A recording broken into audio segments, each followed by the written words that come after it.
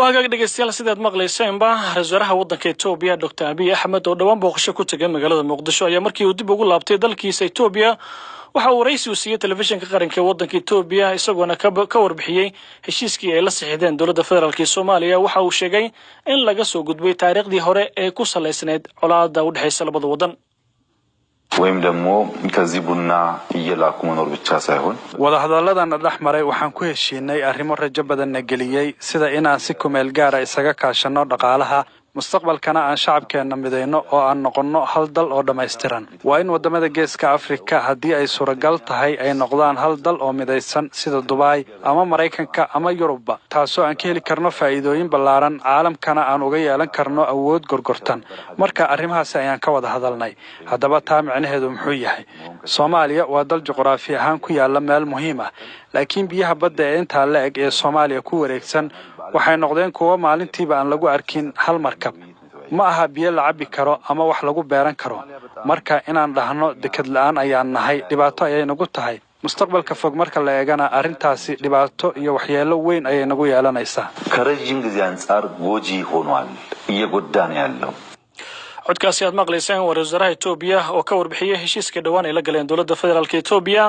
hadaba arintan ayaan wax ka weydiinay wasiirka warfaafinta ee dawladda federaalka Soomaaliya Daahir Maxamuud Geele oo balan wax ka weydiiyay inuu faahfaahin ka bixiyo heshiiskan ay dawladda Itoobiya la galeen heshiiskan waxa uu ku saabsanaa heshiis dhinacyo badan ay u taabanayay dhinaca xagga amniga iyo iskaashi muddo soo socday oo dawladii ku horeeyay ay soo wadeen in la sii xoojiyo waxa uu ku saabsanaa dhinaca diblomaasiyadda in la sii ballaariyo iyadoo markasta laga duulayo laba dawladood oo daris ah oo dhan badan iska kaashanayaan xiriirka diblomaasiyadda la ballaarinayo waxaa kamid ah in magaalooyinka waaweyn qowmiyada laga furo dhanka kale waxaa aad iyo aad looga wada hadlay xiriirka dhaqaale ee labada dal dhexmari kara waa laba dal oo daris ah oo fursad aad u qaaliya haystaan sida Soomaaliya oo kale oo meel istiraatiijiya iyo bad ballaaran leh iyo Itoobiya oo dad badan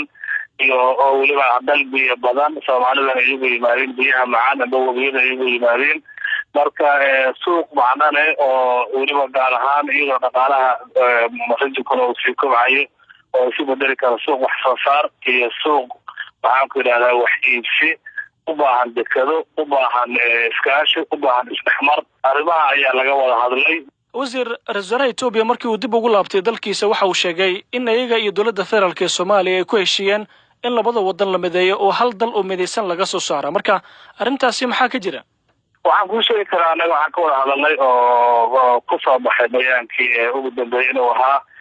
laba dal oo daris ah oo kala madax banaan inay wada hadleen in laga wada hadlay sidii wax loo sii xoojin lahaa xiriirka diblomaasiyadeed waliba qodobada looga furan lahaa magaalooyinka waaweyn laakiin dabcan ra'iisul Itoobiya haddii dalkiisa uu tago waxa uu ka hadlo wax dalkiisa khuseeyo waxa laga weydiin karaa wasiirkiisa warfaafinta bay'adiisa ku shaqada leh anagu waxaan ka hadli karaa dawladda Soomaaliya iyo dawladda Itoobiya وقشري ugu dambeysay qodobadii dhaxmaray hadalkan ka soo yeeray ra'iisul Itoobiya ee ah in labada wadan la mideeyo oo hal dal oo mideysan laga soo saaro idinku waxaad leedihiin waxba kama jiraan ra'iisul Itoobiya sidaas uu yiri marka dadku keebay dhageystaan waxaan ku sheegay waa shirkii jaraa'idada labada madaxweynaha iyo ra'iisul Itoobiya ay wada qabteen shirkaas waxaa ku cad iskaashi in la ilaaliyo wadanka madax bannaanidiisa waxaa ku cad iskaashi xagga nabadgelyada waxaa ku cad wasiiro oo shiray waxaa ku cad khayraad labada ay leeyihiin oo ay ka faa'iideysanayaan waxaa ku cad shiidooyin la bixinayo la fuudeynayo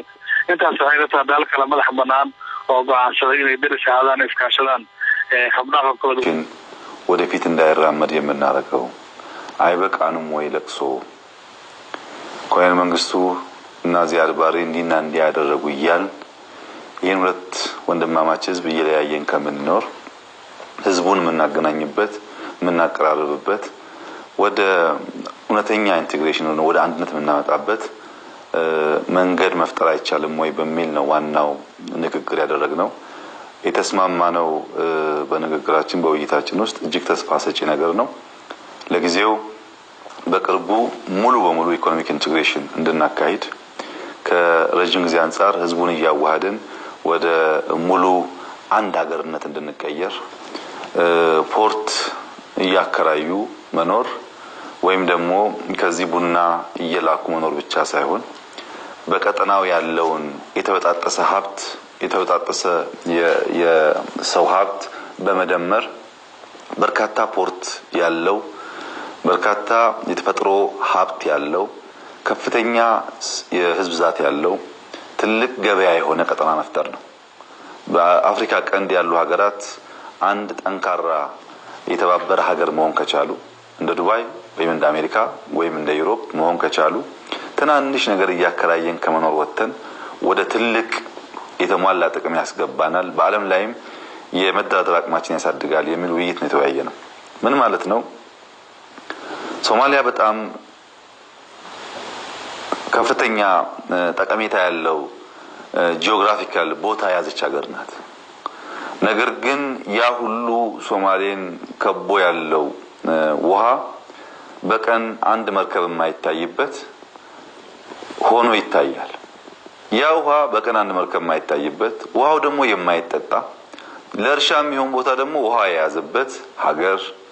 እኛ ደግሞ ፖርት የለንም እያልን የምንቸገርበት ሀገር መሆኑ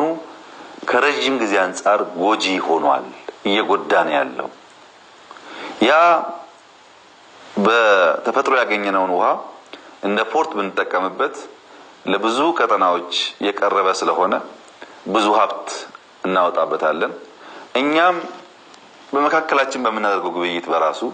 ከፍተኛ የሆነ የሀብት ልውውጥ ማድረግ ይቻላል። ሶማሌን፣ ኬንያን፣ ጅቡቲን፣ ኤርትራን ጨምሮ የአሜሪካን ህዝብ ግማሽ በላይ የሆነ ፖፑሌሽን ነው። በጣም ትልቅ ፖፑሌሽን ነው። ጠቅላላ ምስራቅ አፍሪካ የሚቀናጅ ኢንተግሬት የሚያደርግ ከሆነ የአሜሪካ ማርኬት ማምጣት ይቻላል። እዚህ ትልቅ ሀገር ነው አለን። በትልቅ ሀገርነት